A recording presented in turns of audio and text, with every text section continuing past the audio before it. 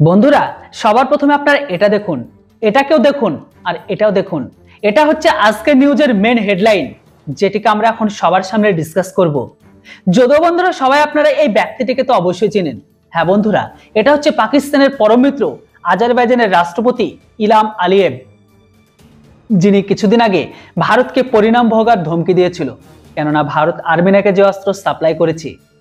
এই ব্যক্তিটি যেখানে দুদিন আগে ভারতকে ধমকি দিচ্ছিল, ব্যক্তিটা এখন গোটা বিশ্বের কাছে চিল্লিয়ে চিল্লিয়ে বলছে, কেউ তো ভারতকে থামান, ভারতের অস্ত্র আমাদের সেনাবাহিনীর প্রাণকে নিচ্ছে।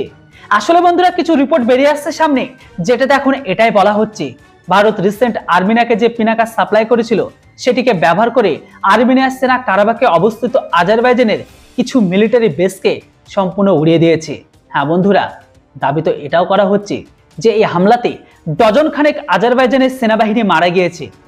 পিনাকা রকেট ছাড়াও ভারত কিছু আর্মেনিয়াকে এক্সক্যালিবার সেল মানে লম্বা দূরত্ব মারতে সক্ষম সেলকে আর্মেনিয়ার সেনাবাহিনীকে সাপ্লাই করেছিল, যেটা খুব সহজে আর্মেনিয়া যে কোনো বড় মিলিটারি ক্যাম্পকে উড়াতে পারে। আর এটাই এখন আর্মেনিয়ার জন্য সব থেকে বড় মাথা ব্যথার বিষয়। আজারবাইজানের রাষ্ট্রপতি আলিয়েভের বক্তব্য যে ভারতের মতো দেশ যারা আর্মেনিয়াকে অস্ত্র সাপ্লাই করছে, তারা আমাদের এখন অন্তর্নিহিত বিষয়ে হস্তক্ষেপ করছে, আগুনে ঘি ঢালার কাজ করছে। এই দেশটি আর্মেনিয়ার মাঝে ভ্রমের সৃষ্টি করেছে যে তারা ভারতের অস্ত্রকে ব্যবহার করে কারাবাখকে ফেরত নেবে। তো আমরা এটি একদমই হতে দেব না। আলিয়েভের বক্তব্য এটাও আছে যে আজারবাইজান ভারতের কাছে রিকোয়েস্ট করে যে তারা আর্মেনিয়ার কাছে অস্ত্র বিক্রি করার সাহায্য করার জন্য সবকিছু যেন বন্ধ করে। এটা আমাদের একান্ত ব্যক্তিগত ব্যাপার, এটিতে ভারত দখল দেওয়ার কোনো প্রয়োজন নেই। দেখুন বন্ধুরা, আজকে যখন লড়াইটি আজারবাইজানের গলা পর্যন্ত পৌঁছে গেছে, তখন তাদের রুলসের কথা মনে পড়ছে।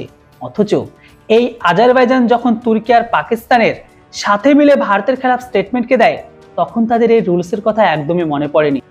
তারা তখন এটার ওপর কোনো জানতোই না যে তারা জেনে শুনে ভারতের আলোচনা করছে।